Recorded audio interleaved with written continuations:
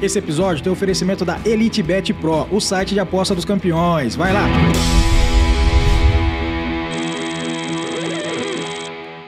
Muito bem, meus amigos e amigas, eu sou o André, Contadores Pensantes, o canal onde o objetivo máximo é a interação entre todos os contadores do Brasil e do mundo. Sejam todos muito bem-vindos. Aqui você terá acesso a todas as informações do nosso grupo, entrevistas, depoimentos e também dicas relevantes para o seu negócio contábil, ok? Então, dá essa colher de chá pra gente, se inscreva no nosso canal, curta, compartilha com seu amigo da área de contabilidade para que chegue a nossa audiência desejada, tá bom? Conto com vocês, grande abraço e vamos iniciar aqui o episódio número 2. Não corta pra ele ainda não, Fabinho. Esse aqui é uma pessoa muito querida na contabilidade, sempre que eu precisei, ele estava lá, deu todas as orientações específicas, já está num patamar gigante, mas ajuda as pessoas mais, vamos dizer assim, que precisam, no meu caso, tá legal? Tô aqui, seja muito bem-vindo, Manuel Torres, muito obrigado pela presença. Eu que agradeço aí o convite de estar com vocês. Obrigado. E a gente está aqui para... Fique à vontade, a gente está falando de tudo um pouco, de todos os assuntos em relação à contabilidade. E assim, contar com o seu conhecimento vai ser muito engrandecedor para a nossa audiência. Desde que a gente está falando de estudantes até nível sênior, né? Eu queria que você me falasse um pouco do teu escritório em relação. Como eu falei com você na chegada, a gente já começou aqui nesse prédio, né? O escritório Torres foi a compra que meu pai fez do escritório do Manzato, era um escritório já tradicional em Rio Preto, em 78, e ele funcionava no segundo andar aqui desse prédio. E eu só vim trabalhar com ele em 85. Primeiro eu fui fazer engenharia mecânica em Ilha Solteira, fiquei uns 3 anos por lá, depois voltei para trabalhar com ele e estou lá até hoje. Meu pai faleceu em 2015. Um pouco depois, meu filho veio trabalhar comigo. Então, assim, de escritório Torres especificamente, a gente está na 3ª geração com o meu filho. Mas meu avô já tinha escritório de contabilidade, onde meu pai trabalhou, que é o avô do lado da minha mãe, né? Então a gente está aí, eu acho que no ano que vem, completando 90 anos de contabilidade na família, ininterruptos. Minha esposa é contadora, meus primos são contadores, meus tios são contadores, a família respira a contabilidade há quase 90 anos. É o nosso jeito de pensar o mundo, não tem jeito de ser fora da contabilidade. Que legal. E nesses 90 anos aí, boa parte você está, vamos dizer, considerando aí em relação à contabilidade em si, você tem algum nicho específico que você atende lá? Tem algum produto? Ou você pega em relação ao que vier ali, deu para peneirar? O que você me fala? Bom, a gente tenta trabalhar com empresas sérias, né? De qualquer porte, de qualquer ramo. Mas a gente, de um tempo para cá, entendendo uma movimentação de mercado que tendia a pasteurizar demais o mercado de pequenas empresas, principalmente com a entrada dos grandes players que são escritórios eletrônicos e que a gente não tem condição de ter o mesmo custo que eles, a gente começou a trabalhar com empresas de maior complexidade e de maior porte. Então, assim, não é um nicho que a gente trabalha, mas é uma apresentação que a gente tem. O nosso target é esse. Tá? O alvo de trabalho nosso são empresas de alta complexidade. Legal. E empresas de grande porte. Notamos de um tempo para cá que existe uma tendência ao retorno da terceirização das grandes empresas. Elas, durante, não sei exatamente que década isso aconteceu, elas internalizaram os departamentos contábeis e foram abandonando os escritórios, na mesma medida que os escritórios foram abandonando a excelência. A gente teve um bom período negro aí, onde, não sei se a pressão das mudanças da legislação foram pesadas demais, a contabilidade passou a ser um auxiliar do fisco para apuração de tributos. E a gente não entende a contabilidade desse jeito. A gente entende a contabilidade como uma ferramenta de gestão. É um auxiliar do administrador. É o primeiro passo para que a empresa dê certo. Né? Então, quando a gente notou que o mercado tendia a ter uma simplificação de processos pela automação, e a gente não ia conseguir nenhum diferencial nisso, o meu computador é exatamente igual ao seu, eu não vou conseguir colocar nada no mercado, você só mais um na multidão, a gente começou a focar as empresas de alta complexidade. E uma coisa interessante que, assim, das fontes de clientes são os nossos concorrentes. Então chegam empresas que os concorrentes não querem pegar e me ligam: Manuel, estou com um problema muito chato aqui, não pego isso, não me serve, te interessa, estou mandando o cara para você. Então acabou tendo uma fonte de de clientes dentro da própria categoria. Porque, de fato, assim, temos um déficit de mão de obra muito grande, né? De qualidade de mão de obra. Então, a gente tem uma dificuldade de fazer expansão, de ter departamentos mais especializados em alta complexidade. Por causa disso, todo mundo acaba tendo um pouco de receio de entrar. Mas eu acho que, assim, no médio e longo prazo, a gente vai ter polarizado esses dois ramos aí, tá? Quem faz a contabilidade de gestão ou o que faz a contabilidade massificada, automatizada, e aí devem sobreviver só os grandes mesmo. Sim. Aí seria mais a processamento de informação, você fala, Exato. Né? Entendi. É uma coisa assim, você não customiza a forma de atendimento nem nada. Você tem aquele padrão, entra lá, o sistema te entrega, mas não tem um olhar clínico, um olhar de experiência, um olhar de empresas, de alguém que já viu outras empresas darem certo ou darem errado. É o que o computador entende. Pensamos até assim que no médio prazo, até as grandes, as análises mais complexas também vão ser feitas pela inteligência artificial. Tá? Mas até lá a gente tem um fôlego. Até lá a gente ainda depende do profissional e nesse nicho é que a gente quer trabalhar. O que você calcula mais ou menos? Esse fôlego seria de um período assim, de quantos anos? Assim? Difícil dizer. Cara, 10 anos atrás eu conversei com meu pai e achava que em 5 anos o nosso ramo tinha acabado. A Receita Federal era um grande concorrente. Serviços que a gente fazia dentro do escritório que pagavam um aluguel, de repente estava de graça no site da Receita. E a gente imaginou, falou, pelo menos do jeito que a gente imaginou, essa profissão acaba em 5 anos. E ela se manteve, porque as mudanças nunca pararam, as empresas não conseguem nunca se ajustar, e a gente tem mais jogo de cintura, a gente tem mais preparo para se adequar à nova legislação. Então, a empresa normal não consegue fazer o que a gente faz. Dependem da gente. Então, isso aconteceu de ter uma sobrevida, e nesses 10 anos, assim, eu estou empurrando sempre 5 anos para frente, em 5 anos acaba, 5 anos acaba. Não acabou ainda. Acho que daqui a um tempão a gente vai falar, puta, ainda estamos empurrando 5 anos para frente, só estamos mudando o sistema de trabalho. Mas uma coisa eu acertei. A forma como a contabilidade existia há 10 anos, já não existe há 5. Entendi. Ela desapareceu. Entendi. E o estudante hoje para contabilidade, você acha que ele consegue entrar no mercado ainda do jeito que está? É o cara que mais consegue entrar. Está na mão dele. É o cara que não tem ainda, não foi engolido pelos processos, ele consegue criar pensamento diferente, ele consegue se aprofundar além do que o mercado lhe pede, então ele chegar melhor no mercado. Porque depois que você entra no mercado, você atende o que lhe é pedido. Por isso que fica difícil de você, por exemplo, você entrar no escritório que tem um nicho específico, e você depois quer trabalhar com outro ramo, fica difícil porque não lhe é pedido. Então você não vai se desenvolver. O estudante não tem isso. O universo está todo à disposição. Ele pode ser especialista em tudo se ele quiser. Entendeu? Então está na mão do cara. E esse cara tem liberdade. Esse cara tem condição de formar o mercado ao seu bel prazer. Nós já não temos mais. A gente já está engolido pelo mercado. A gente tem que atender a demanda que aparece. Ele cria demanda. Ele pode gerar uma demanda que não existe. Ele criar um produto novo, uma nova abordagem. Está no celeiro do pensamento. Está lá entre os estudantes, entre gente que está querendo criar novas coisas, né? Sim. E a gente já está numa situação de que temos conta para pagar, então você não pode ficar fazendo muita graça. Né? Então, para eles, sim, o mercado sempre vai existir. Isso. Porque eles criam um mercado novo. Né? O dinheiro não aceita desaforo, vamos dizer assim, né?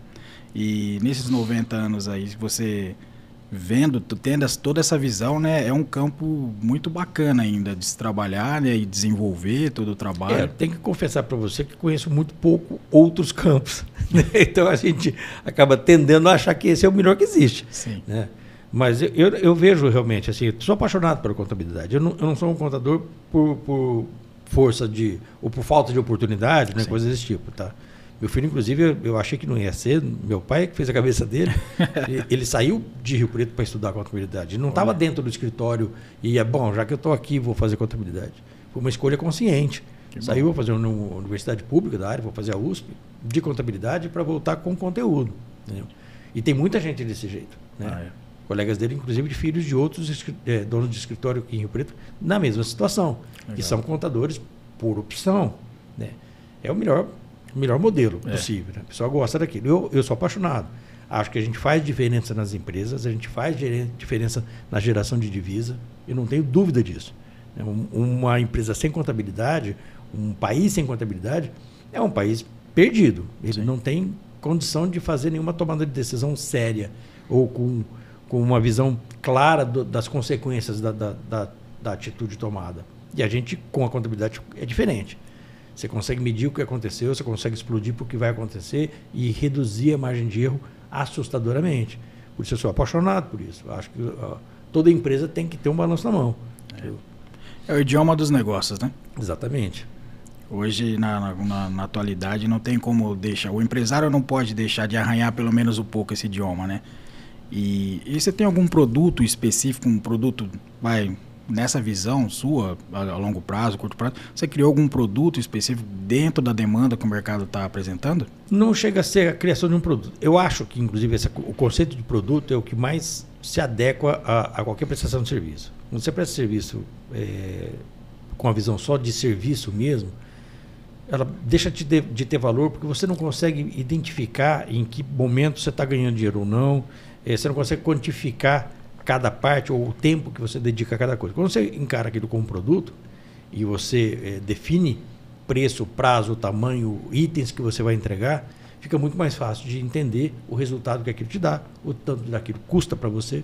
Então, eu acho que assim, qualquer serviço de contabilidade tem que ser um produto. Mas o que a gente tem apresentado são algumas ferramentas diferentes, e essa, assim, é um pouco fora do normal, na linha de controladoria clássica, que a gente tem algumas empresas de muito grande porte, onde o usuário do nosso serviço, o usuário dos relatórios, não tem formação contábil. Mas, às vezes, se reporta a pessoas mais versadas no assunto. Então, o que a gente faz é um book, que chamam de book, os clientes que botaram esse nome, a gente faz um book onde a gente traduz para ele a contabilidade. Que legal. De uma maneira mais palatável, que ele consiga entender e falar no mesmo nível, por exemplo, com o controller. Então, um diretor financeiro ou um diretor administrativo consegue sentar com o controller e falar a mesma língua, porque a gente traduziu a contabilidade para ele num book, onde ele consegue entender os fatos mais relevantes, por que determinado número saiu fora da curva, por que eventualmente a gente teve uma depressão de lucro ou um aumento significativo do lucro, o cara conseguir explicar. Porque quando você vai sentar com um contador para falar sobre isso, ele vai tirar os números dali e intuitivamente ele já se explica o que está acontecendo. Sim. E quem não tem essa leitura, não adianta pegar o balanço na mão, vai ficar perdido. Ainda mais um balanço mais complexo de empresas maiores, né?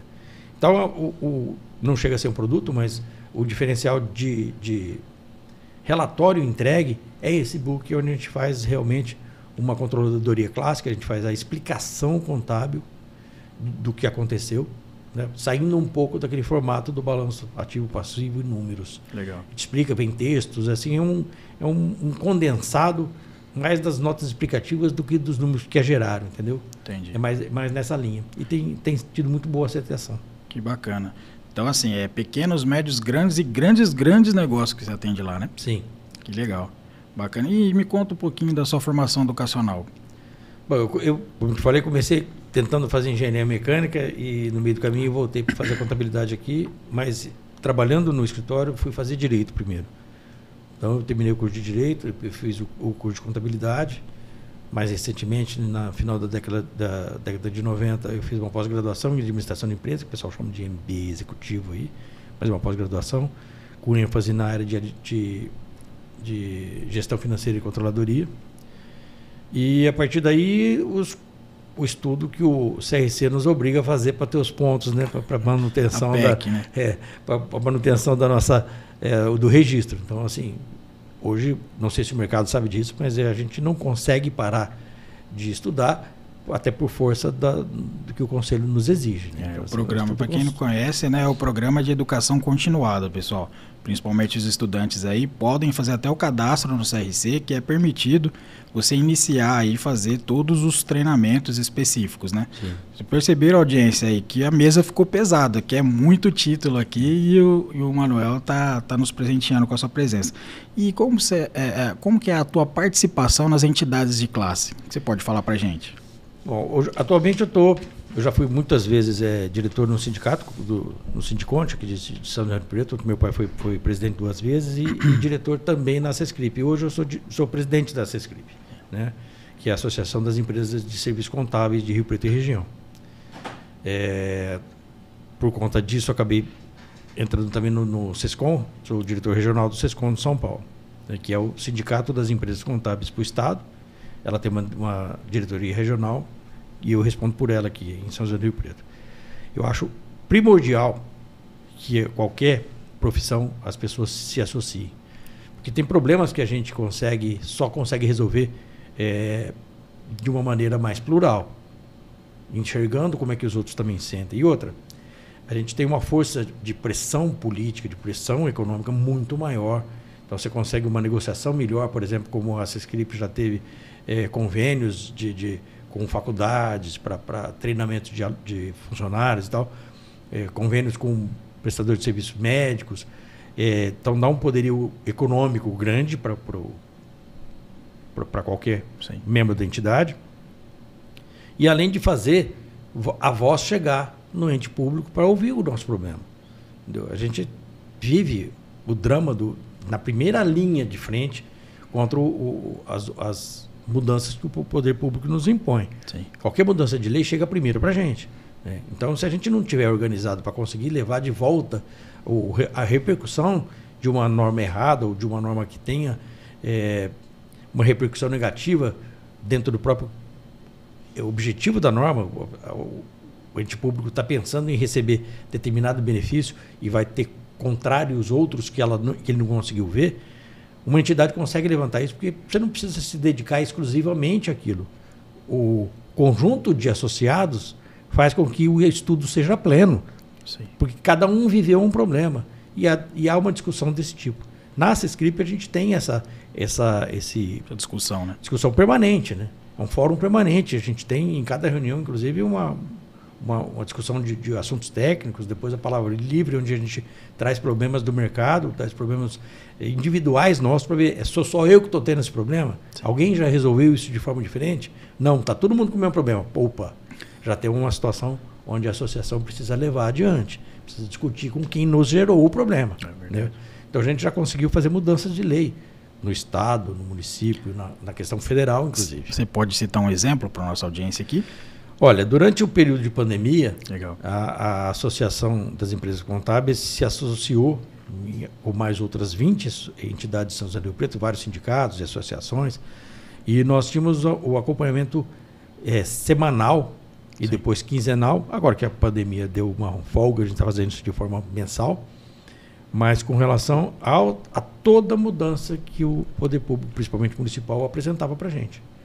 Desde mandado de segurança que a gente entrou, até sentar com o prefeito, sentar com o secretário e demonstrar quais eram os problemas que a gente estava enxergando. Porque a proposta dessas entidades não é ficar batendo em ninguém, mas é tentar junto entender o problema e trazer soluções sob óticas que eventualmente o poder público não tenha.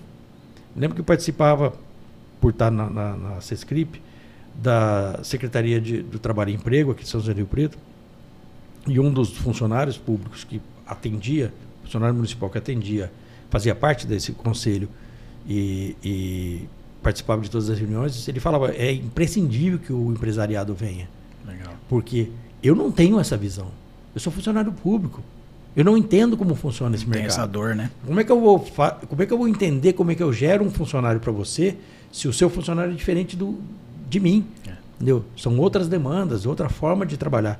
É preciso que vocês ocupem esse espaço, que ajudem a gente a formar o que precisa para o mercado. Senão eu vou pegar o que eu tenho aqui na prateleira, que é mais simples para mim. Né? É como eu vejo esse problema. A visão de vocês é importantíssima. Então, assim, as entidades precisam ocupar esses espaços. Né? São elas que geram resultado para a cidade. Pode você citar um número daqui a pouco, você vai ficar assustado.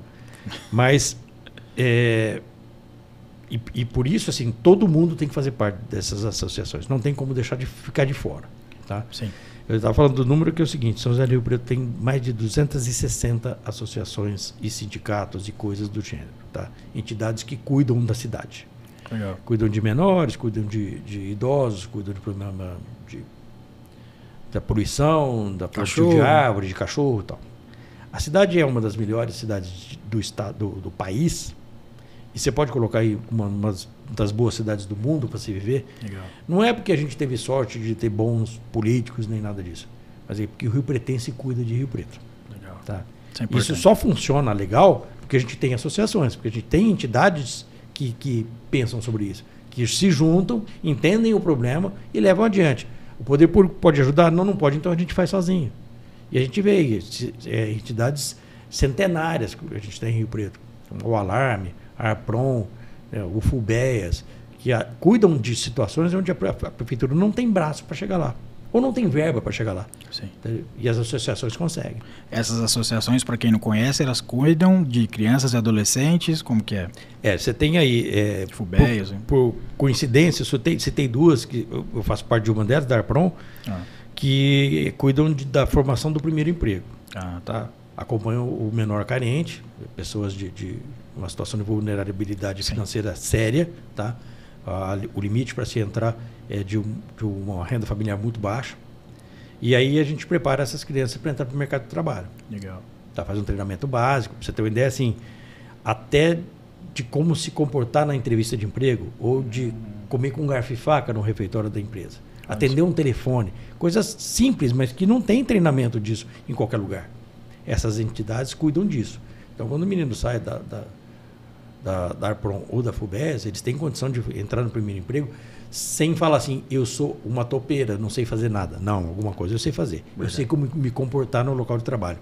Talvez o trabalho específico eu não conheça, mas o ambiente de trabalho eu conheço. Eu sei como me comportar, eu sei como me reportar a uma certa pessoa, sei como me comunicar com ela. Tá? Isso que é a formação. Você tem uma ideia dos números da Arpron, eu conheço um pouco mais. A gente passou por lá em 52 anos de associação, mais de 40 mil pessoas. 40 mil crianças foram treinadas ali para o primeiro emprego. É muita gente. Tá? Gente que despontou para ser diretor de empresa, que entrou na promotoria pública, que chegou em altos patentes na Polícia Militar, e gente que não, que simplesmente cumpriu a sua função social de levar comida para casa de forma honrada, de manter a família de forma honrada, e que não teve grandes destaques, mas que também tem o mesmo valor. Tá? Gente bem colocada, de famílias estruturadas, porque tiveram o trabalho como fonte de renda e não foi outra visão que não fosse essa. Eu tenho que trabalhar para ganhar o meu dinheiro. Bacana. Esse trabalho social, a função social, assim, é muito interessante, né? Você falar que o Rio Pretense se ajuda muito, né? E vamos brincar aqui um pouco para levar um pouco descontraído. Então fica fácil para o prefeito cuidar da cidade. Sim. Assim, já falei algumas vezes isso em reuniões com o prefeito. Eu falo isso, é fácil ser prefeito de Rio Preto, né? Porque boa parte do problema já está resolvido ali na fonte, pela própria população. É uma brincadeira, porque isso é uma cidade desse porte, ainda mais agora que é centro de região metropolitana, né? A gente responde por 37 municípios, a situação fica um pouco mais complicada. Tá? Mas até nesse ponto, agora a nossa visão dessas associações tem que ser também mais regionalizada. Eu não posso ter um Rio Preto tão bom se a cidade vizinha me manda gente para cá atolando o meu serviço social ou serviço médico, porque em termos locais eles não têm isso estruturado. Então a cidade agora, como capital regional, vai precisar exportar esse know-how. Tá? Como é que você cuida dos seus problemas internamente? A gente está com uma campanha junto com a Receita Federal da destinação solidária, né? Que sempre foi levada pelos contadores, né? As associações, a Sescrip sempre fez parte, e a Receita Federal nos ajuda nesse sentido, que é pegar uma parte do imposto de renda, que a gente está fazendo agora da declaração de renda, pega uma parte desse imposto de renda, 3% do imposto devido, você pode destinar para o Conselho Municipal do Idoso e 3% da criança e do adolescente. A gente está entre as maiores arrecadações do Estado. Que bom. No idoso, por exemplo, a gente é a segunda do Estado. Nossa, que maravilha. A gente só perde para São Paulo. A gente bateu Santos, Sorocaba, Campinas, Ribeirão Preto, Araçatuba, bateu todo mundo. É um volume de dinheiro muito grande. Tá? E isso desafoga o município. A gente consegue verbas que conseguem fazer obras que o município teria que fazer. Entendi. Em projetos que as associações também ajudam, inclusive, a controlar. O Observatório Social faz o controle desse dinheiro para ver se foi destinado de forma correta, como é que ele foi desenhado, a aplicação, se foi para comprar uma geladeira, que geladeira é essa, cadê a geladeira, quanto que ela custa no mercado, deixa eu ver se a nota é a mesma. entendeu? Faz esse tipo de apuração. Isso tudo de forma associativa. Né? Não tem dinheiro envolvido nisso, é só trabalho voluntário. Né? Isso faz com que a cidade funcione. A gente tem que levar isso para os outros municípios, porque aí o outro município também vai ter as suas entidades fortes e desafoga Rio Preto. Sim. Entendeu? E a Sescrip, você acha que hoje é São José do Rio Preto e região, aí vai ter que aumentar o nome aí em região metropolitana? Você acha que vai aumentar a gente já tinha essa visão quando pôs em região. Não são muitos municípios da região que têm associados aqui dentro, tá? A gente está começando uma campanha agora, a gente deve levar a apresentação da destinação solidária junto com a Receita Federal para Olímpia. A gente já fez isso em Guapiaçu no ano passado, a gente vai fazer Olímpia e Votuporanga ainda esse ano. A própria Receita fez Mirassol e mais uma outra cidade, Tranabi parece que também já fez. Mas a gente quer levar essa caravana aí da Receita Federal e a Sescrip para todos os 37 municípios. Tá? Ensiná-los a fazer. Um dos municípios que a gente levou, por exemplo, parecia uma novidade, mas a Receita Federal já tinha dinheiro destinado àquele município, guardado, e só não pagava porque o município não tinha aberto as contas. Caramba! Então, esclarecer isso, inclusive. Olha, tá bom, o contador faz a parte dele. Vai lá, convence o empresário, o declarante a destinar. Mas a prefeitura também precisa criar o conselho, precisa se habilitar a receber. Senão o dinheiro fica lá parado. Entendi. Tá? Então tinha município que, precisamos do dinheiro. O dinheiro está lá, já faz 3 anos que a cidade está arrecadando e não vai levar enquanto não acabar de cumprir a obrigação de, perante o fisco, se habilitar.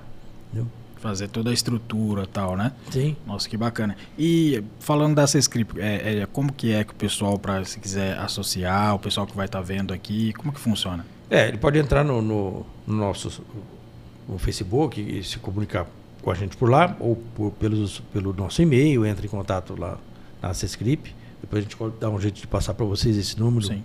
E é bem simples, faz um requerimento, a gente leva para a associação apreciar. Né? A empresa tem que ser de serviços contábeis e tem que estar regular, né? Com o registro no CRC e tudo. Tá? E aí a gente traz para dentro. A gente quer ampliar o número e o alcance da associação. Você tem um número mais ou menos, quantidade de escritórios hoje? Um pouco mais de 100 escritórios hoje. Olha que legal. Tá? Mas é pouco. Pouco. Assim, já chegou a Rio Preto. Não, assim, é o número que a gente mantém aí, não baixou muito do que, nunca foi muito mais do que isso não. Mas assim, Rio Preto tem 420, eu acho, escritórios. Tá? Só São José do Rio Preto, não é região não. Só Rio Preto tem 420. Então a gente teria aí um universo muito maior para estar ali dentro. Tá? A gente pode fazer um trabalho bacana também aqui no canal, né? Pra gente desenvolver no podcast. Inclusive, pessoal, também sou diretor lá da associação, estou na pasta de esportes, né? Com o André Torres, que é filho do Manuel. A gente tem tentado fazer um trabalho bacana. Não, tem feito, bem legal.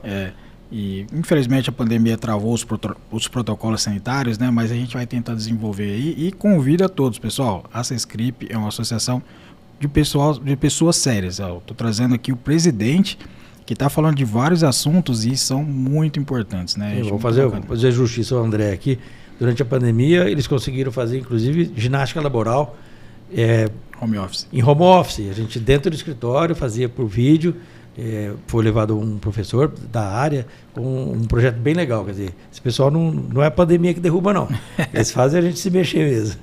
Não, bacana, obrigado.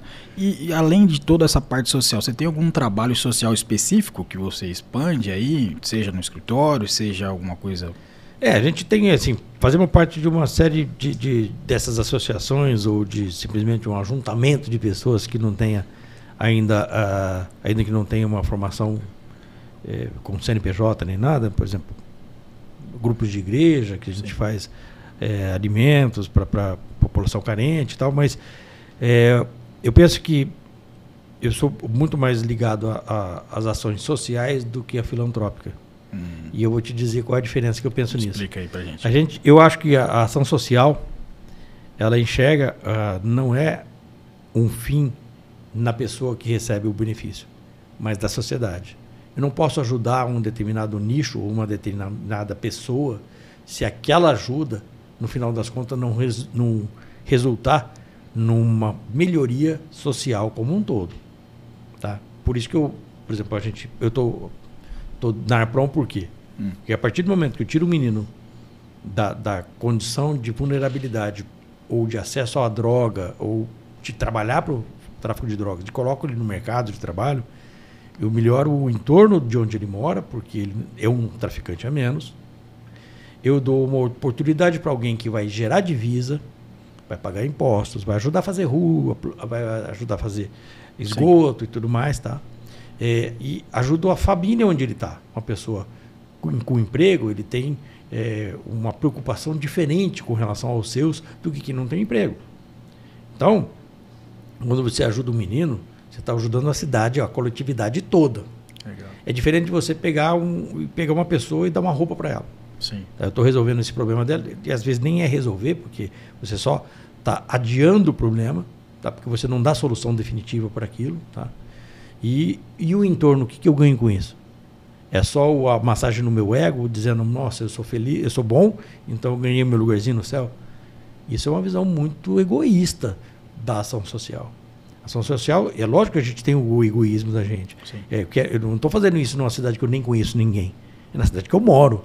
E estou fazendo para que meus filhos morem numa cidade melhor também. Então tem um egoísmo nisso. Tá? É lógico que tem.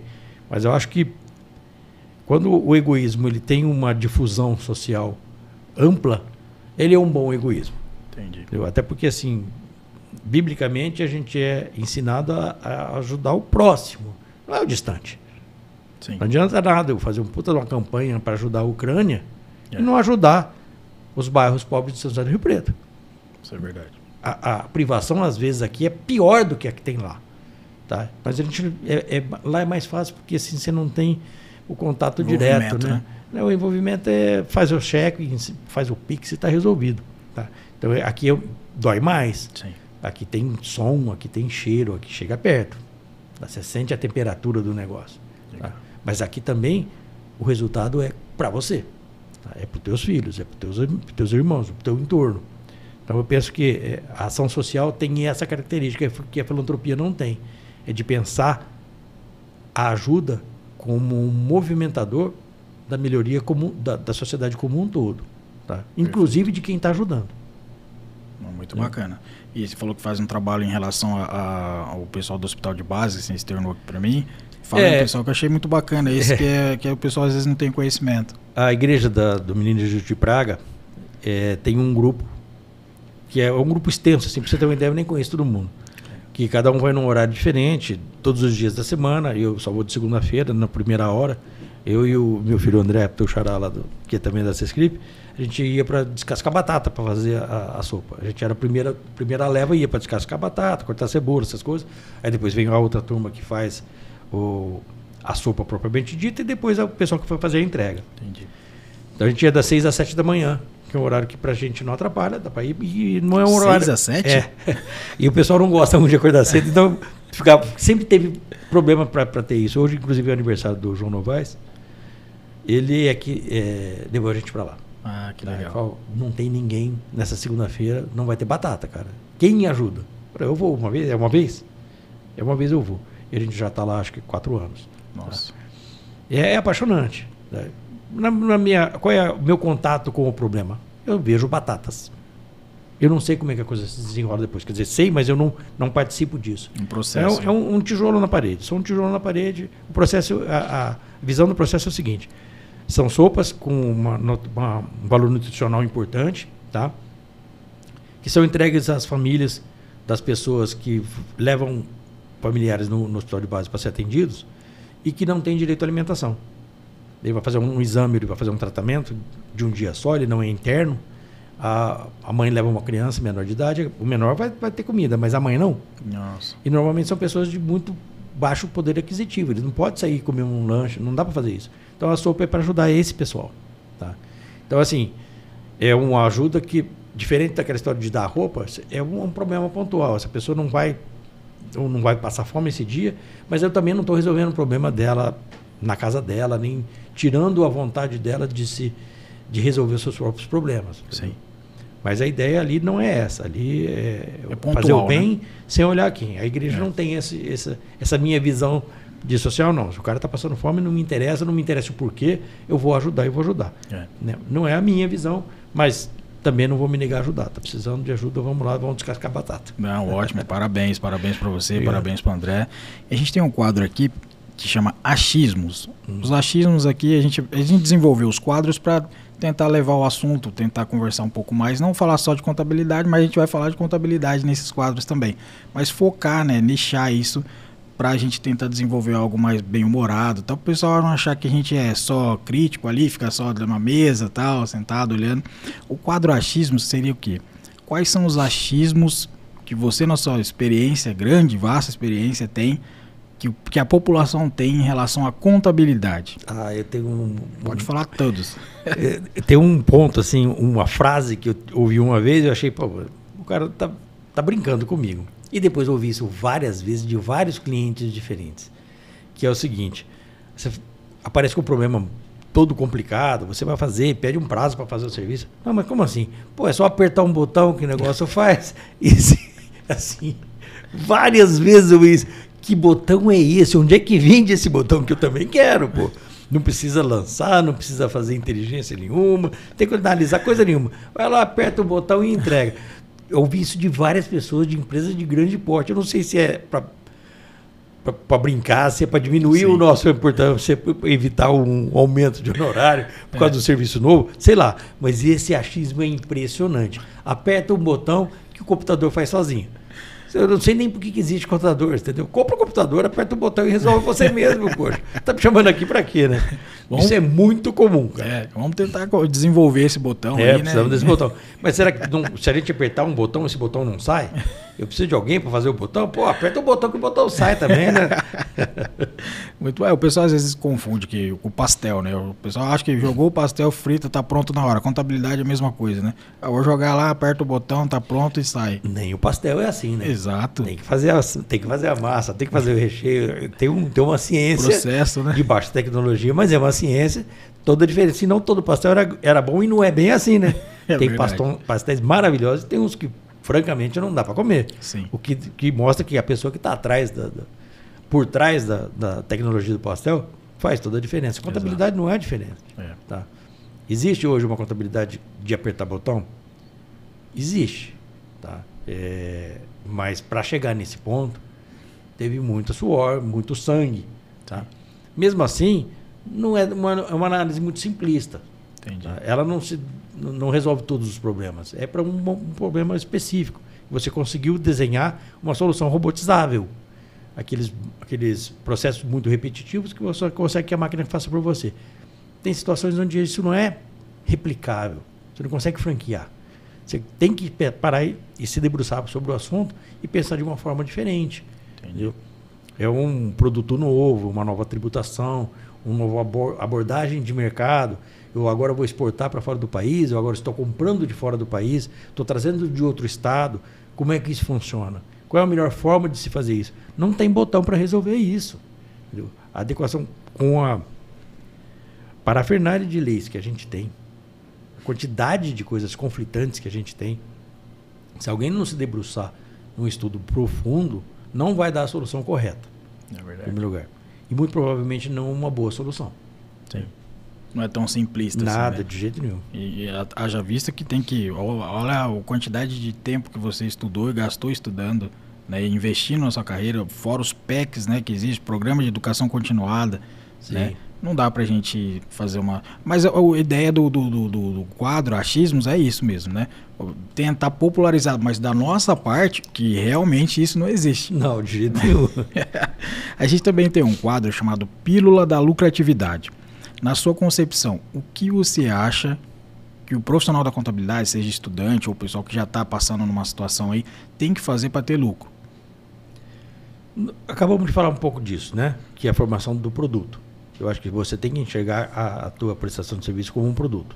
De preferência que se você tem vários tipos de contabilidade em graus diferentes, dá nome para aquele produto. Esse é o formato prata, ouro, diamante, coisas desse tipo, que você consegue você mesmo enxergar a diferença entre uma prestação de serviço e outra, que você também entender quando o cliente muda de um modelo para o outro. Esse desenho te permite alocar as horas de trabalho de uma maneira consistente e consciente para evitar que você perca dinheiro. Legal. Vou dizer, recentemente a gente fez um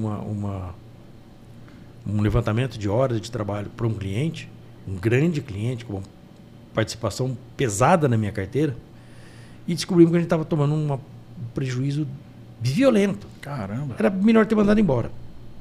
Por sorte, como o serviço estava agradando, a gente sentou com ele e mostrei, aberto, meu custo é esse.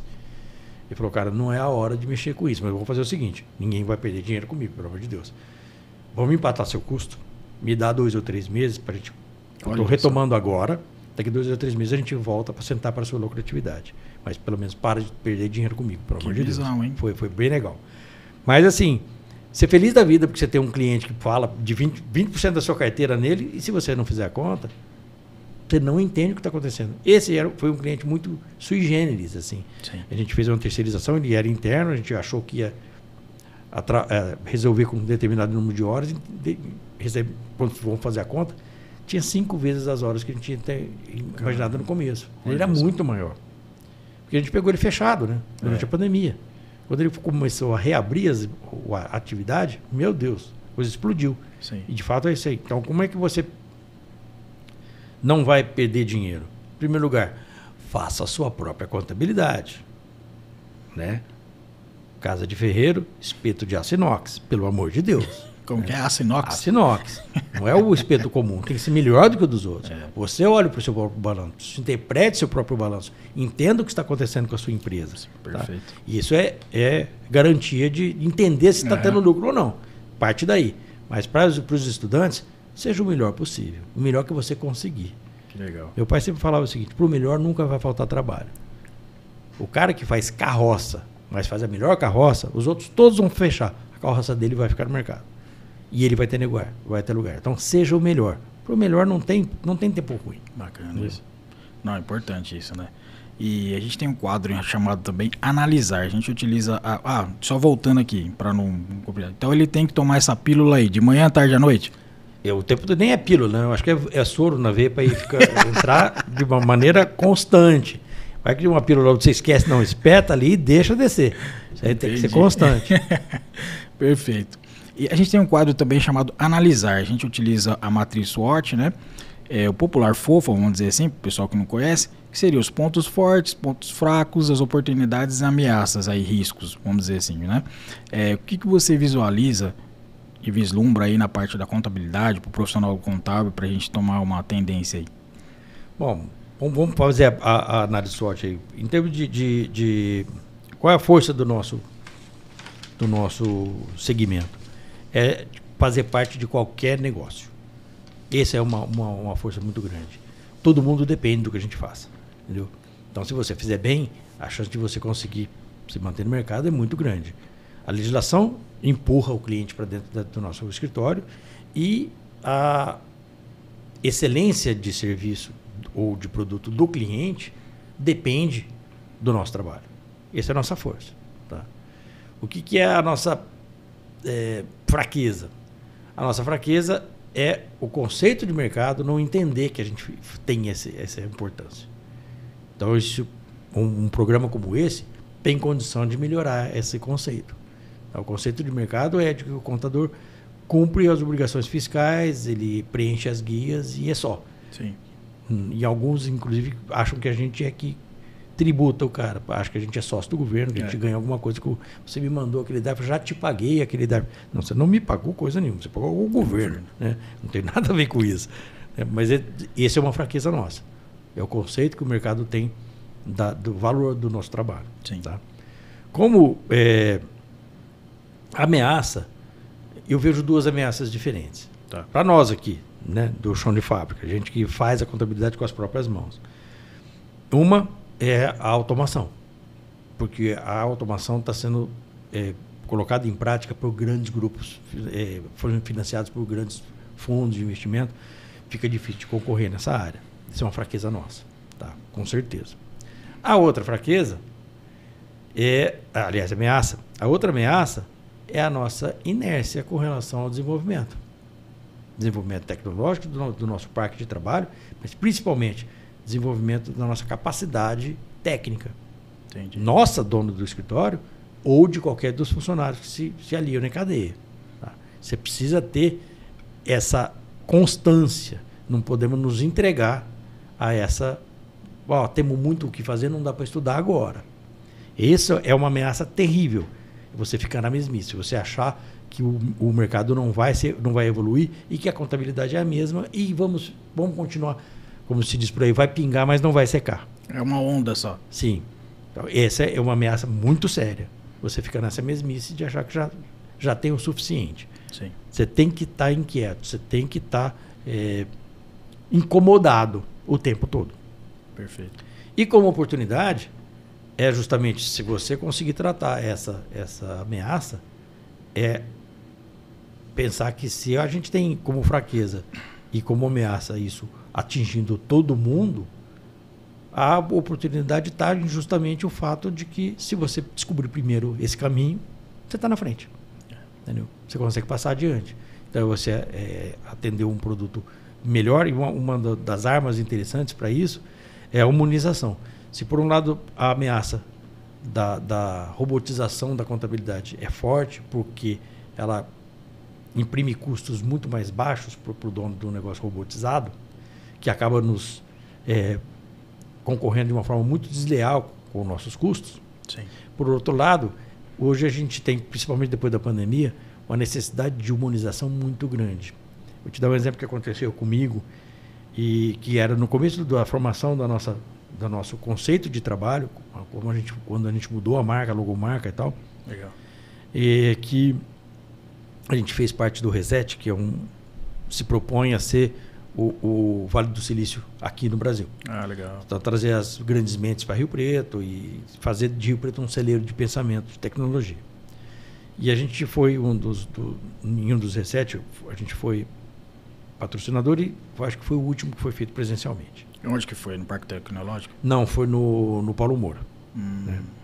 Então vem gente do mundo inteiro aí, brasileiros e estrangeiros, dando palestras online, mais uma concentração de gente absurda ali. Que legal. De todas as idades, assim, muito concentrado nos mais novos.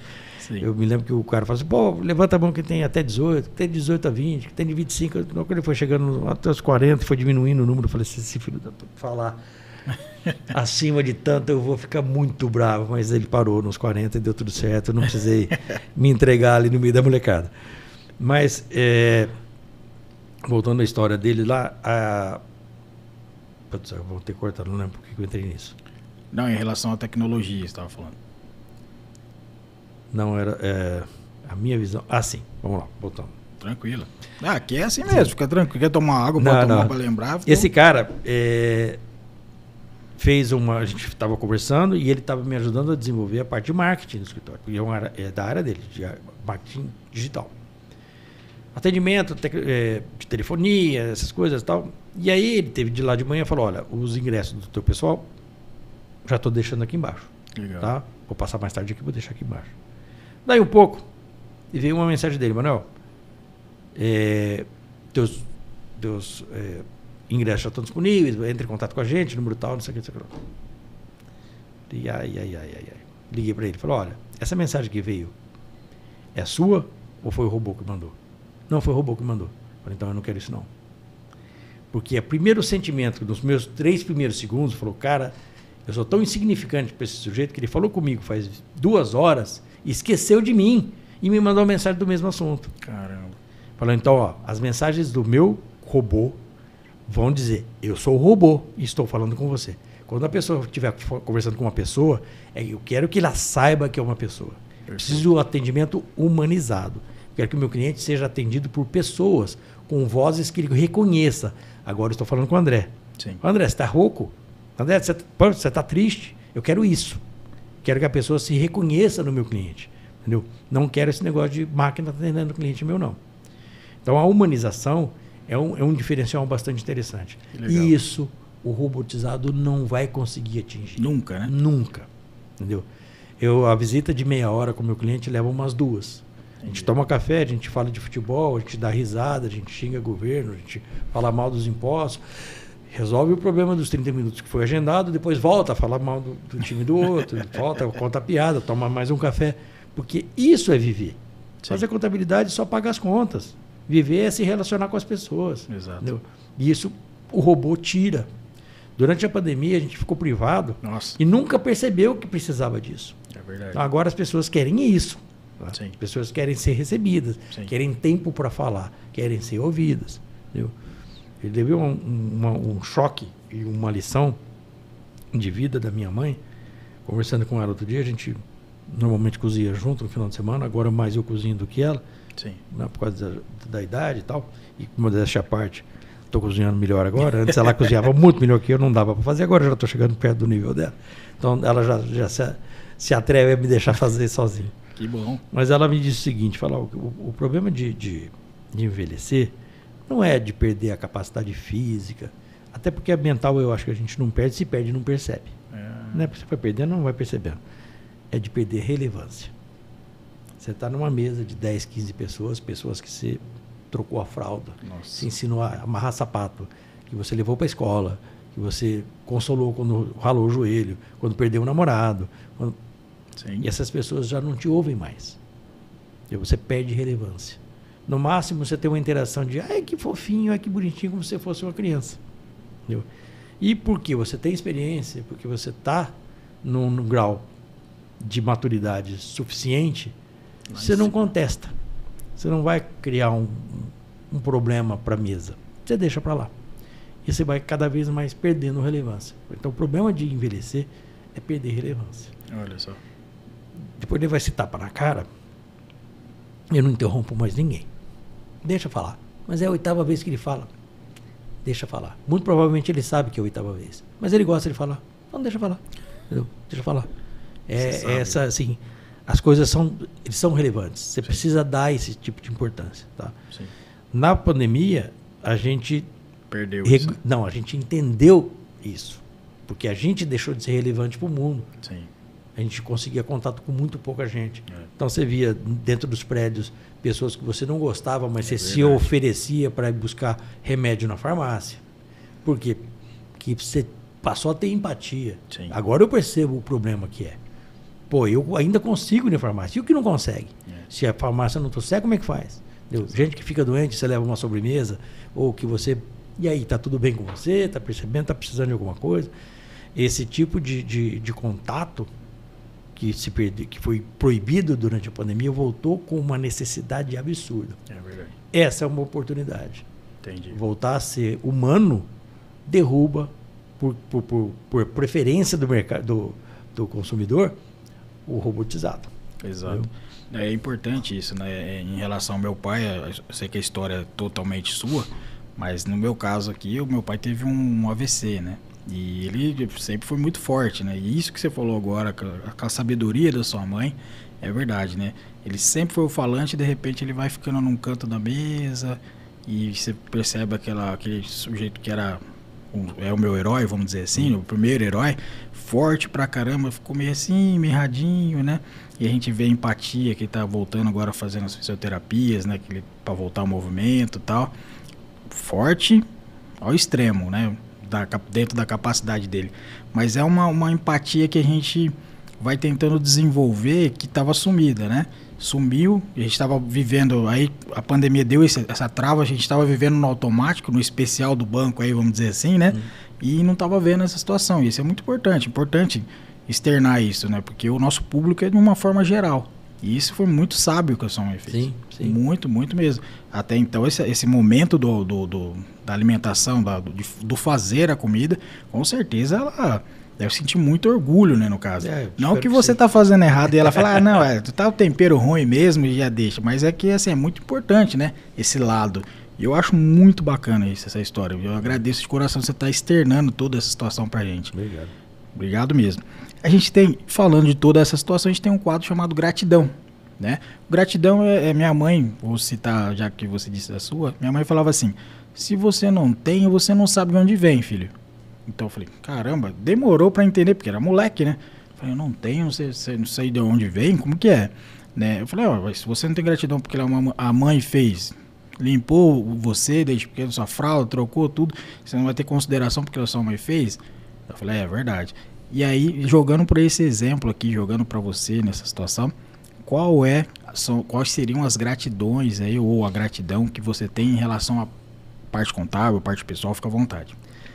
É difícil de falar de uma pessoa só. Evidentemente, por conta da situação profissional, meu pai, né, que me deu a chance, me deu todo apoio e me incentivou e me ensinou e cobrou de mim sempre que eu me superasse, nunca me deu trégua nisso, né? Ele é professor também, além de ser contador e advogado também. Olha só. Ele é professor de história, então assim, minha mãe é professora também. Em casa não tinha conversa, cara. É uma situação de... Me lembro do meu primeiro nota vermelha, que foi no terceiro colegial, foi um drama, que eu não tinha coragem de falar nada com ninguém, porque é inaceitável.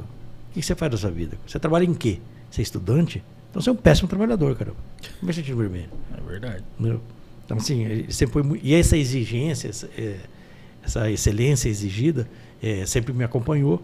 E eu sou grato a isso. Né? Eu tenho certeza que sou melhor por conta desse tipo de ensinamento. Né? E pelo fato de ter me acolhido dentro da empresa dele, não tem dúvida. Minha mãe, mesma coisa, né? Os ensinamentos, a parceria. Mas eu preciso... hoje a gente fez uma homenagem para os funcionários lá por conta da Páscoa. Legal. E falei para eles, e vou falar aqui de novo, eu sou muito grato a eles. Entendeu?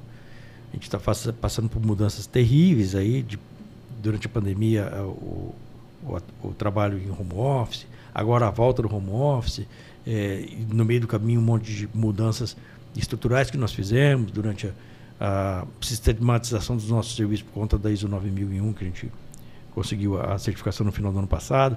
Isso tudo imprimiu para eles um ritmo de trabalho muito chato, porque era tudo em mudança, tudo ebulindo. Aquilo que você fazia essa semana que vem não fazia mais direito. Você tinha que mudar outra vez, estudar de novo e continuar dando conta do seu serviço. Entendeu? E eles fizeram isso com maestria. Pra você ter uma ideia, o dia que a gente resolveu fazer a certificação da ISO 9000, que a gente já vinha de um processo longo de sistematização dos nossos serviços, a gente implantou em 3 meses. Nossa. Porque a ABNT não tinha agenda. Senão a gente conseguiria em menos. Caramba, entendeu? Que equipe. Já estava pronto. Não, já estava pronto. A gente já vinha fazendo. Sim. Consciente. A gente falou, um dia a gente vai tirar. Então vamos fazer direitinho. Tal. Falamos, vamos tirar agora? Vamos. Pronto. Estava pronto. Olha então, só. assim, tenho gratidão. Inclusive, vou citar o nome de um funcionário que está comigo há 30 anos, que é o Cláudio Pereira José. O cara está comigo, ele começou como office boy. Que legal. Hoje ele é contador e é chefe de uma equipe de um cliente muito importante. É um cara que, assim, se fez sozinho, tá? E eu tenho muito orgulho de trabalhar com ele. Legal. É um colega de trabalho de primeira linha, assim. A gente consegue conversar depois com ele? Consegue. Então, tá bom. Ô, Cláudio Pereira José. Isso.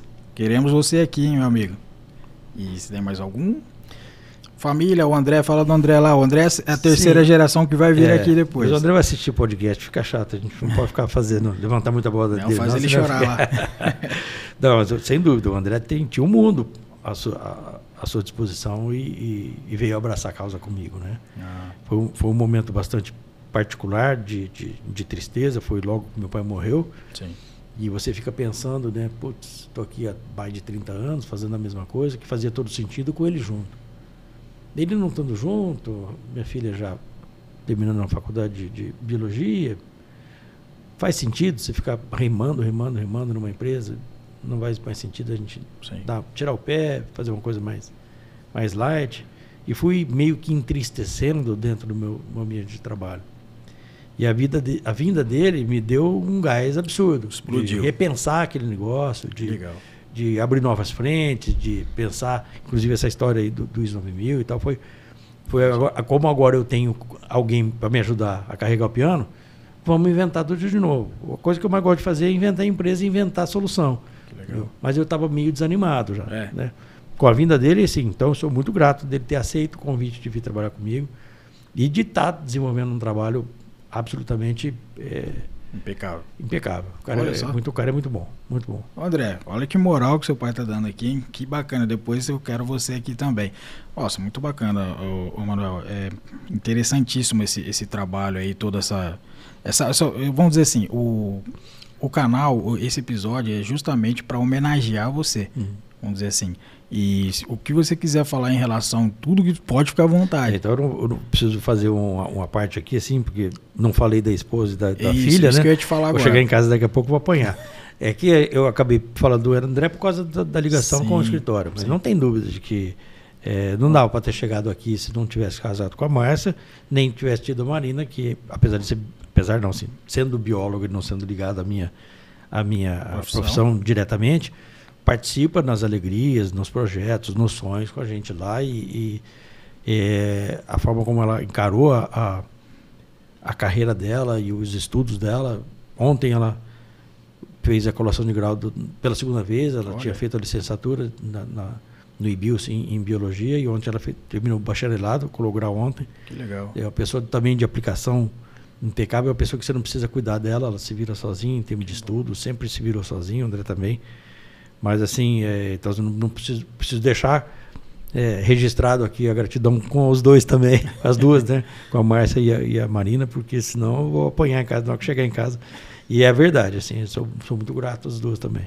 Perfeito, maravilha. Obrigado por estar compartilhando. A gente tem um quadro também voltado mais assim para uma mensagem futurística. O futuro é logo ali. O que você acha da sua visão, toda essa situação, tendências de mercado? Eu sei que você arranhou bastante aqui, mas o que você lá? Estou em 2050, estou em 2100, estou vendo aqui. Que mensagem de tendência, futuro que você pode passar aqui para gente? Recentemente, eu estive em São Paulo para assumir o cargo lá da direção do SESCOM regional. Nós tivemos uma reunião de trabalho entre os regionais e me perguntaram isso. O que você acha que falta no SESCOM, que a gente poderia ajudar e tal? Eu falei, eu acho que falta uma discussão meio acadêmica do futuro, da contabilidade do futuro, não do como a gente trabalha, mas o que é que a contabilidade pode ter de futuro para apresentar aos clientes. Como é que a gente deve enxergar as mudanças que estão por vir e criar novas soluções. Porque a gente está acostumado, e tem trabalhado desse jeito, a atender normas. Então a norma vem de fora da contabilidade e a gente cria mecanismos de atender a norma. Mas não é isso que eu quero ver. Eu quero tentar prever os problemas futuros e já quantificar dentro da contabilidade. Então, para mim, a contabilidade daqui a 50 anos vai estar medindo riscos variados. Ela vai estar projetando o que é que pode acontecer com relação a uma pandemia. Como é que um negócio desse impacta no meu balanço? Como é que eu demonstro para o mercado a minha exposição de risco se eu tenho tanta dependência da minha repercussão nas redes sociais? O que um problema numa rede social pode impactar no preço da minha ação? Entendeu? Esse tipo de mensuração, que nunca foi regulamentada, deve passar a ser a preocupação dos pensadores contábeis. O intangível, vamos dizer assim. Exatamente. Acaba sendo tangível daqui a pouco. O que a gente precisa é fazer isso.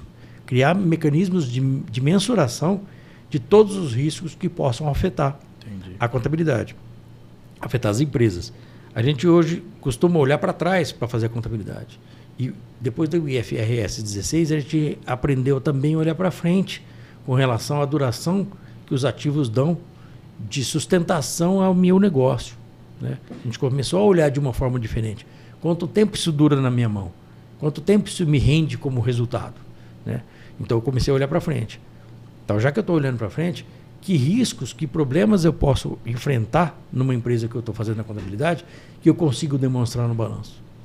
Essa eu acho que é a nova fronteira da contabilidade. É se antever aos problemas e apontar no balanço para que quando você vai comprar a ação de uma empresa ou entender como é que ela funciona ou emprestar para aquela empresa como credor, você olhar e saber, olha, isso está todo mapeado, no cenário que eu conheço, isso deve dar certo para frente, ou não vou mexer com esse cara porque já está mensurado que ele está em risco, é um risco demais para mim e não quero entrar. Entendi. Entendeu? E é isso que eu acho que é a nossa fronteira. E não vai levar 50 anos não, tá? Isso deve ser muito rápido. A gente tem que ter esse olhar e eu acho que tem que partir da gente, isso não pode vir da academia, isso não pode vir da legislação. Isso tem que sair da força de trabalho contábil e se reunir para discutir esse tipo de problema e, mais uma vez, voltando para a associação, né? O associativismo, a gente discutia esses problemas para apresentar como solução para a sociedade. Ó, vocês precisam enxergar esses riscos, vocês precisam medir esses riscos para não terem problemas nem com as suas empresas, nem com as empresas que se relacionam com vocês. Tá? E a gente tem condição de fazer essa mensuração. Sim. Tá? Seria um compliance de tudo isso, né? Exato. Criar a medida preventiva, antecipar cenários, né? Exatamente. É uma situação bem bacana. Legal. E por isso, assim, é uma oportunidade absurda. É o mundo inteiro. O estudante tem que pegar isso daí como objetivo de vida e começar a desenhar esse caminho, e vai ser fora dos livros. Tá? Isso não foi escrito ainda. Esse é um caminho que ele tem que criar sozinho. Se baseia nos princípios da contabilidade, se baseia nos princípios técnicos que ele aprendeu, mas desenvolve o seu próprio pensamento. Discute com os colegas e apresenta soluções para os problemas que estão por vir. Né? Mais ou menos na linha do que fez a Apple, né? Vou te dar um problema que eu já tenho a solução, que é um celular. Mas eu não preciso disso. Mas eu vou fazer você precisar. É verdade. Entendeu? Então a gente vai criar uma solução para um problema que ainda não existe. Entendi. E nessa reunião, você pode, se você quiser compartilhar, vai ser criado um conselho para isso? Foi uma bomba, assim ninguém esperava. Pensava sobre isso. E a gente tem que amadurecer. Foram, sei lá, 20 e poucos diretores regionais com problemas e com propostas diferentes. Quer dizer, um avalanche de coisas, quase um brainstorm ali. Legal. Mas a gente depois agora deve fazer mais reuniões e começar a dissecar isso. Um deles ficou bastante impressionado, que é um escritório muito grande. E ele falou, cara, eu também penso mais ou menos assim. Acho que está na hora da gente sentar uma meia dúzia de pessoas e começar a ver quem se identifica com esse problema, né? E começar a pensar isso. Né? Eventualmente, inclusive, entrar para a academia, chegar dentro da faculdade e falar, olha, que grupo de estudos a gente poderia criar para levar junto com vocês a visão do mercado real com a visão acadêmica desse tipo de problema. Né? Entendi. É importante isso. Eu acho que pode contar. Se você tiver um produto desse e querer desenvolver, pode contar com nossas lives, o podcast, o programa está aberto para isso. Vamos fazer. Tá legal? A gente também tem agora um outro quadro chamado Aqui é Cultura. Vamos descer o sarrafo um pouco aí, vai. Aqui a cultura seria o que você está lendo, o que você está assistindo, o que você está ouvindo, porque querendo ou não, você é um exemplo e que você pode seguir, a gente pode seguir você, a gente costuma seguir vários bons exemplos igual você. O que você pode externar aqui pro pessoal? Um livro, alguma coisa? Fica à vontade. Por conta dessa necessidade de ficar lendo literatura técnica o tempo todo, a gente acaba tendo nem tanto tempo para ler assim. Até porque, assim, sei lá quantas páginas eu leio por dia. E acaba que você fica meio cansado. Olho cansado, mente cansado. Mas quando tem tempo, gosto de fazer leituras que, de fato, provocam ou leiam, ou façam leituras da sociedade de uma maneira mais crítica. Eu estou terminando um livro que faz muito tempo que eu comecei e já abandonei umas 2 vezes por causa do tamanho do negócio. Ele tem mais de 1.500 páginas. Está faltando as últimas 100 e eu estou para terminar, que é de uma filósofa russa que ficou radicada nos Estados Unidos, cresceu lá, que é aquela Revolta de Atlas. Ave Maria. Da Ayn Rand, que é impressionante como ela não nasceu agora, né? Como ela não está escrevendo sobre o tempo atual. Parece que o que ela escreveu ali se aplica, alguém resolveu fazer aquele livro virar realidade agora. Né? E é estranho você debater sobre isso, porque é uma crítica à sociedade que relativiza a iniciativa privada e que engrandece ou que potencializa o crescimento do Estado como solução, e ali está escancarado os problemas que isso gera. O que a gente está vivendo hoje, apesar de todo o discurso contrário que você vê na mídia, né, principalmente de alguns expoentes artísticos, é como se o Estado fosse a solução para as coisas, e não é. Entendeu? Numa dessas conversas, como a gente estava, eu citei que falei para o prefeito aqui que Rio Preto é fácil de administrar por causa da cidade, do povo que ele tem, eu também disse isso. O chefe do executivo, o eleito nosso, tem que ser uma consequência de uma demanda social. Tem que ser a nossa consciência de que precisamos de determinada solução e essa solução está na mão de determinado candidato. E não o contrário. Entendi. Eu não posso colocar um cara lá que vai ele impor um negócio, um tipo de solução que eu nem sei se eu preciso. Tem que ser o contrário. Então, a sociedade tem que ter um tal grau de consciência que eleja a pessoa que vai resolver os problemas que ela não... ou materializar as soluções que ela já iniciou o processo de solução. Não pode vir do céu. Nada pode vir de cima. Isso tem que sair de baixo, tem que sair das entranhas da sociedade. Eu demando uma solução, eu proponho a solução, eu começo a fazer a solução. Estado, só complemente o que falta. Arrecade o que precise, ou a questão técnica, a questão difusa do custo disso. Mas a solução tem que vir da base. Então, está tendo uma discussão na Câmara. A Câmara, não sei como é que uma Câmara tão pequena nunca lote. Ninguém vai lá para discutir os problemas. Tem que ir lá para discutir os problemas. Então, a leitura desse livro me deu assim, um baque, porque, meu Deus, estamos a caminho daquilo, de fato. Tá? Estou até com medo de terminar o livro e descobrir que não tem solução. Sim. Tá?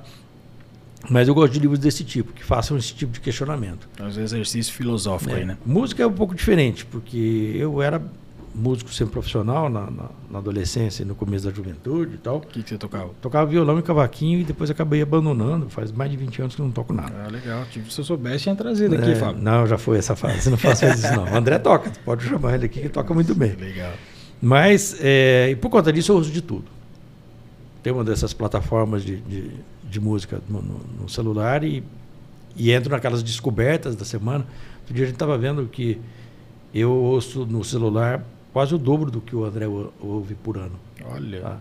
E assim, música de 40 e tantos países, de mais de 60 estilos diferentes, que eles dão no final do ano um relatório pra gente, né? Porque eu ouço realmente de tudo.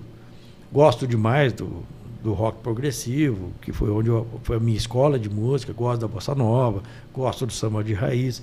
Não sou muito chegado em pagode, nem gosto da música caipira, mas não sou muito chegado em sertanejo. Entendi. Quer dizer, gosto da música que valoriza a parte musical mesmo, mais raiz, do que... né? Uma qualidade musical um pouco mais exigente, né? Dos clássicos, música erudita também ouço. Mas não sou daqueles saudosistas que acham que só tem música boa no passado, é que a gente só lembra das boas. As ruins a gente tira de lado, de vez em quando vem umas ruins e fala, meu Deus, como é que a gente ouvia esse tipo de coisa? Tá? Como tem agora. Só que agora produz muito mais. Então tem muito mais porcaria e tem muito mais coisa boa também. Entendi. Ouço coisas maravilhosas da molecada. De dentro e de fora do Brasil. Fico impressionado com a qualidade. Qualidade técnica na composição, na execução. Caras virtuosos de vários instrumentos diferentes. Eu sigo um monte da molecada entre 20 e 30 anos que tocam baixo, trompete, trombone. Eu sigo eles no Instagram. Tem umas coisas que fico até chateado. Tem um cara que eu sigo lá que tem 30 e poucos seguidores. Deve ser a família dele e eu. Né? Coitado. Ninguém segue o cara. E é um trombonista fantástico. Entendeu? Eu gosto de prestigiar para ouvir o que esses caras estão fazendo. E tem muita qualidade. Entendi. Música é muito bom. Quem que é o rapaz? Você lembra o nome? É Roberto alguma coisa. Depois eu te mando. Eu vou deixar o link aí. Sim, quem sabe o canal ajuda. É muito bom. Você tem talento. E aí, putz, vai olhar quantas curtidas ele teve. 8, 6 curtidas. Que fico chateado. O cara é muito bom. Tá? Não tem assim, não impulsiona nem nada. Não é um videomaker. Não é um cara que domine a rede social. Ele domina o instrumento. Entendi. É um instrumentista muito bom. Tem muita gente boa aí no Brasil. Então, assim, na parte de artes é isso aí. Eu tenho pouco visto televisão. Eu chego em casa muito tarde, já meio cansado, e por causa da música eu boto um fone de ouvido e vou ouvir música, ou vou cozinhar, e acabo que não assisto muito a TV. Né? Na época da pandemia, ouvir número de morte, assim, foi muito cansativo. Se eu não posso fazer nada, é melhor não ouvir. Entendi. Então, para eu não ficar sentado na frente da TV me sentindo um nada, porque estou vendo que tem um problema e não estou arregaçando as mangas, melhor não ouvir. Entendi. Quando eu podia, eu arregaçava as mangas e ia tentar fazer. Né? As campanhas que a Sescrip fez de doação de sangue, participamos junto com a CIP naquela de distribuição de máscaras. Dá para fazer, a gente vai fazer. Agora, ficar ouvindo por ouvir todo dia, que eu fui me cansando, eu fui me afastando da TV. Hoje eu já não tenho muito gosto por TV mais não. Olha só. É muito difícil eu assistir. Mas o YouTube está assistindo, vai conseguir assistir o Contadores Pensantes. Não, então, nas plataformas eu assisto, inclusive assim, Netflix, essas coisas que tem, você consegue escolher na hora certa, né? Porque o outro você tem que marcar a hora, sentar para assistir, depois não dá para começar mais. Esse que você consegue escolher o que você quer na hora que você quer, esse eu vejo. Filmes, séries, eu gosto bastante. Legal. A gente vai para outro quadro aqui, muito bacana isso. A gente vai para outro quadro que basicamente é um dos que eu mais gosto, né? Se eu tivesse a caneta, vamos supor, se você tivesse a aprovação aí, você citou a Câmara Municipal, de todos os vereadores, ou, por exemplo, todos os deputados, todos os senadores, você tem lá a lei Manuel Torres, qual seria a caneta que você assinaria ali para tocar aí na demanda, seja na contabilidade ou de forma geral? Rapaz, é complicado porque assim, tem tanta coisa para se mexer e por outro lado, a gente tem um excesso de lei tão grande, mais uma lei ia ser meio complicado. Acho que talvez fizesse isso mesmo, tá? Eu ia revogar todas as leis e começar de um negócio um pouco mais simples. A gente não precisaria mais do que 10 mandamentos, com um principal de amar o próximo. A partir daí, tudo se resolveria, tá? Com amor, você entendendo que o problema que o cara precisa, você se preocupando com isso de uma maneira social, difusa, qualquer outra lei seria decorrência e seria muito mais fácil de seguir. Então a lei até já existe, cara. Não precisa nem fazer a caneta. Revoga as outras e faz o pessoal seguir a primeira. Quem não seguir aquela ali está fora do nosso ambiente. Me lembro que quando estudava, né, para direito, dos códigos de leis que me impressionou foi dos povos pré-colombianos aqui. Você tinha cidades fantásticas enfiadas no meio do mato, no meio da floresta amazônica, os incas, os maias. E a pena capital era aplicada para os vagabundos. O ócio era o principal crime nessas cidades. Porque se tu não trabalhasse, o resto tudo era detalhe. Não tinha morte, não tinha roubo, não tinha nada, porque se o cara está ocupado e ele é prestante, ele faz parte da comunidade como um ser prestante, é difícil os outros desvios. Sim. O ócio é que gera isso. O ócio por excesso de acúmulo, o ócio por vagabundagem pura mesmo. Você tem que tratar isso de alguma forma. Entendeu? E aí, qual era a pena para esse tipo de coisa? Banimento. Você não pode ficar na sociedade, você não trabalha. Vai para o mato. Vai viver sozinho. Entendeu? Então, não precisa aprender, não precisa fazer, não vou ressocializar. Cara, você está na cidade, você nasceu aqui, você entende os nossos problemas. Se integre e produza. Ou abre mão. Abre mão da obrigação e do direito. E vai embora. Muito simples, cara. E elas funcionavam muito bem. Sim. Entendeu? Então, acho que essa daí não precisava mais do que isso. É proibido não ser produtivo. Dentro da sua capacidade, evidentemente. Né? Temos que entender as grandes barreiras que cada um tenha, mas você tem que produzir alguma coisa. Não pode ficar esperando o Estado te oferecer ou uma associação qualquer, uma entidade filantrópica resolver os seus problemas. Você tem que ser produtivo. Acho que uma caneta para essa linha já estava de bom tamanho. Sim, não é dar o peixe, né? Ensinar, não, de jeito nenhum. Ensinar a pescar. Exatamente. Não, bacana. Não, perfeito. A gente tem outro quadro aqui também, que está chegando mais pro final aqui, espero que você esteja gostando aí e tal. É o Story. Story a gente tenta terminar em caixa alta, porque a gente falou bastante coisa aqui, vários assuntos específicos, tudo relacionado à contabilidade e bem-estar aí da população em si. O que você deixa como uma história inusitada, engraçada, que você passou aí na profissão, na parte contábil? Que você pode externar, assim, tem umas que não dá, né? Se piada de contador, é só o contador que ri, né? Não adianta a gente contar a história assim. Pra gente é muito engraçado, o cara fala, mas não entendi. Mas eu não me lembro agora assim, de nada muito sui generis que valesse a pena ser citado, mas essa história do botão que eu falei é uma das mais recentes aí, que de fato chacoalhou com a gente. Eu participei assim, da grande transformação da área contábil, né? Quando eu comecei a trabalhar, a gente prensava livros. Logo chegaram os computadores e depois a gente começou a fazer livros impressos e agora a gente está na era digital por excelência, nem papel existe mais, né? Então a gente já viu de um tudo, né? Eu me lembro que nesse prédio aqui eu trabalhava, fazia uns bicos como office boy aqui, mas e era muito novo, meu pai comprou isso aqui, eu tinha 10, 12 anos de idade, 13 anos de idade. E eu vim para fazer alguma coisa aqui, não me lembro o que eu ia fazer, e na época a gente fazia livros prensados. Como é que você faz o livro? Você escreve com uma fita copiativa, uma fita de máquina de escrever, quem não conhece máquina de escrever, é um equipamento mecânico que você aperta uma tecla e ele imprime uma letra no papel. Se você usasse a fita normal, ela escreve preto e vermelho, né? Mas tinha uma fita roxa que ela é copiativa. Se você molhar, ela borra. Então, como é que você fazia? Você escrevia os balanços, fazia as fichas tríplices da época, com essa tinta. Inclusive, existia um lápis também copiativo, que você assinava as coisas com esse lápis. Olha. Punha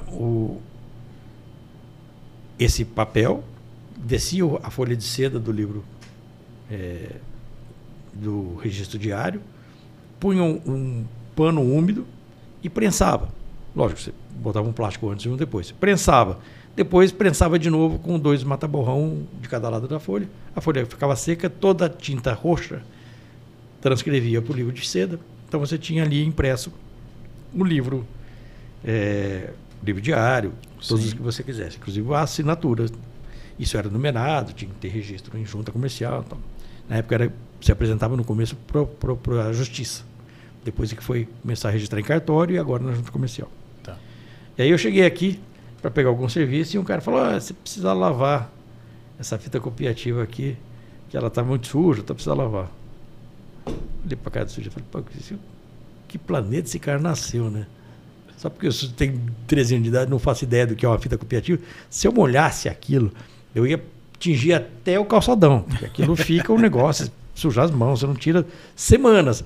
Pô, mas eu nasci dentro de um escritório de contabilidade, gente. Entendeu? Então, assim, o mais engraçado foi a zoeira dos outros funcionários.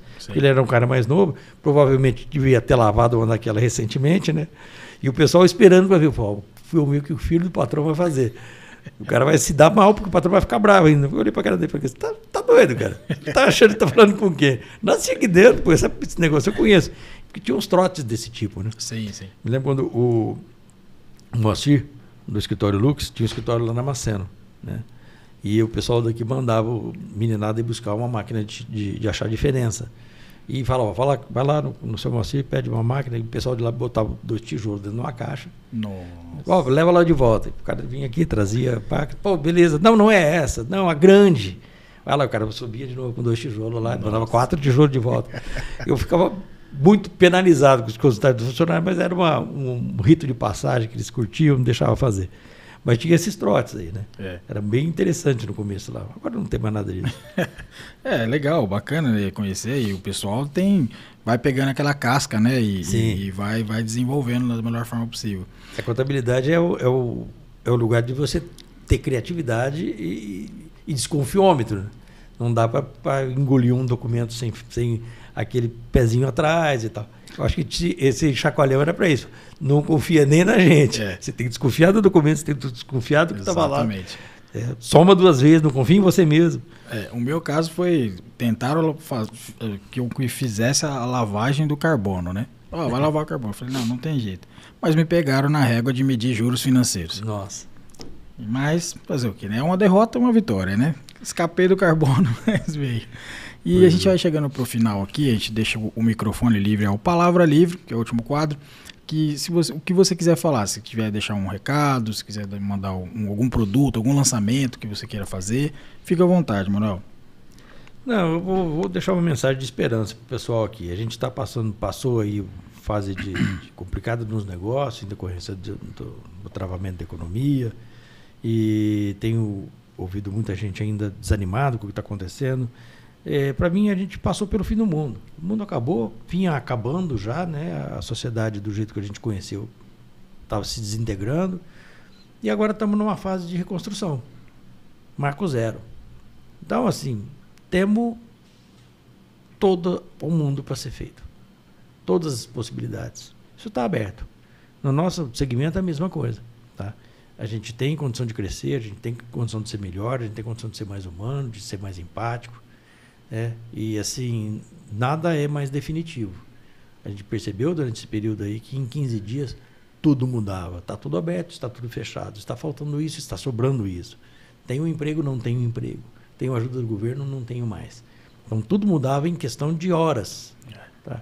Então, a gente já aprendeu isso, vamos mudar em questão de horas. Vamos começar a ter a postura de sobreviventes do fim do mundo, sim, que já passou, sim, e vamos reconstruir o mundo. O mundo dá para ser reconstruído, está para ser reconstruído, e eu gostaria que fosse reconstruído por gente bem intencionada, gente que arregaçasse as mangas e fosse para fazer um mundo melhor.